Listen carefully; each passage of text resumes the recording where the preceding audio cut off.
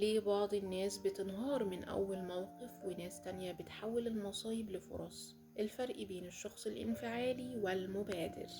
تخيل معايا الموقف ده، واحد قالك كلمة جارحة قدام الناس، في نفس اللحظة دي في شخصين جواك بيتصارعوا، واحد عايز يرد بعصبية وواحد تاني عايز ياخد نفسه ويفكر كويس. اللي بيكسب الصراع ده هو اللي بيحدد نوع حياتك كلها. النهاردة هنتكلم عن حاجة ممكن تغير لك نظرتك لنفسك ولمشاكلك تماما. الفرق بين الشخص الانفعالي والشخص المبادر. خليك معايا للآخر، لأن اللي هتعرفه هيغير طريقة ردك على أي موقف صعب من دلوقتي. الجزء الأول، مين هو الشخص الانفعالي؟ الشخص الانفعالي ده مش بالضرورة إنسان وحش أو عنيف، لأ، هو ببساطة إنسان بيسيب اللي بره يتحكم فيه من جوه. لو حد مدحه بيبقى يومه حلو، ولو حد نقده أو زعله يبقى يومه اتخرب.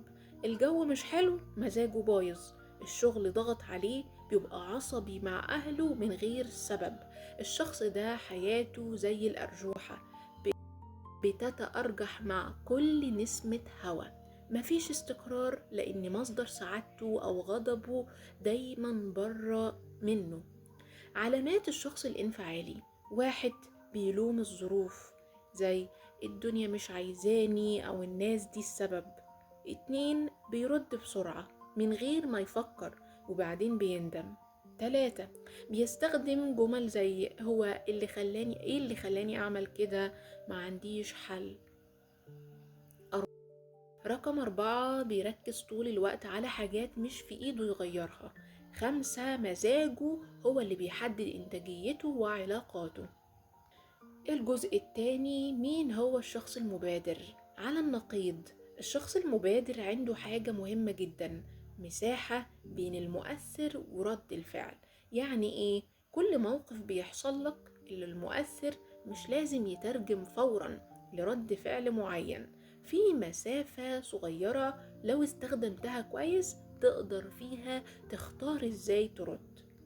الشخص المبادر بيستخدم المسافة دي عشان ياخد نفسه ويسأل نفسه ده فعلا يستاهل رد فعل مني ولا لأ. بيفكر في النتيجة قبل ما يتصرف، وبيختار الرد اللي هيفيده على المدى البعيد، مش بس يريحه في اللحظة دي. علامات الشخص المبادر: واحد، بيقول أنا مسؤول عن اختياراتي. اتنين، بيركز بس على اللي فعلا في إيده يغيره أو يأثر فيه. تلاتة، بيدور على حلول بدل ما يستنى حد يحلله. أربعة، عنده هدوء داخلي مش مرتبط بالظروف اللي حواليه. 5، بيتعلم من كل موقف صعب بدل ما يستهلك نفسه فيه. الجزء الثالث، مثال حي يوضح الفرق.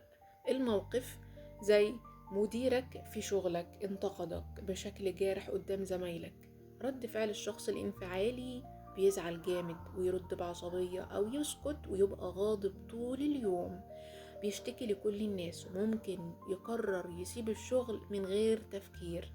أو رد فعل الشخص المبادر: بياخد لحظة يفكر هو ليه تصرف كده، في مشكلة تانية وراها، هل الانتقاد ده في حاجة صح استفاد منها، وبعدين يقرر ازاي يتكلم مع مديره في وقت مناسب بهدوء عشان يحل الموقف من جذوره. نفس الموقف بالظبط لكن نتيجة مختلفة تماما. الفرق مش في الموقف، الفرق في الشخص. الجزء الرابع، طيب ازاي ابقى مبادر مش انفعالي؟ واحد، لاحظ المسافة.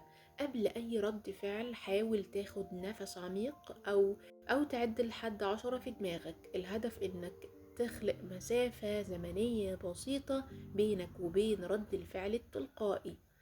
2، اسأل نفسك سؤال قوي: لو الموقف ده حصل بعد سنة هفتكره ليه؟ السؤال ده بيرجعك للصورة الكبيرة بدل ما تفضل غرقان في اللحظة.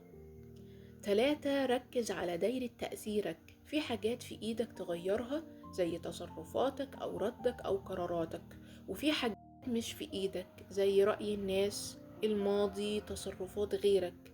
الطاقة اللي بتضيعها في اللي مش في ايدك حولها للي في ايدك. 4، استبدل لغتك. بدل ما تقول ما اقدرش، قول مش هعمل ده دلوقتي.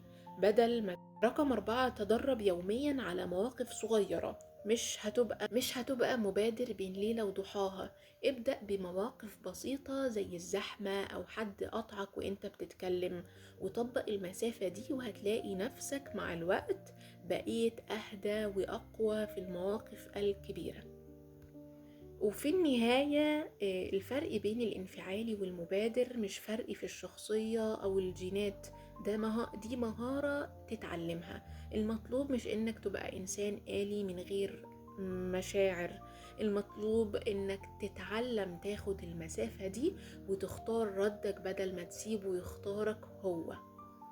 لو الفيديو ده لمس حاجة جواك سيبلي تعليق وقولي انت شايف نفسك انفعالي ولا مبادر اكتر، واستناني في الفيديو الجاي.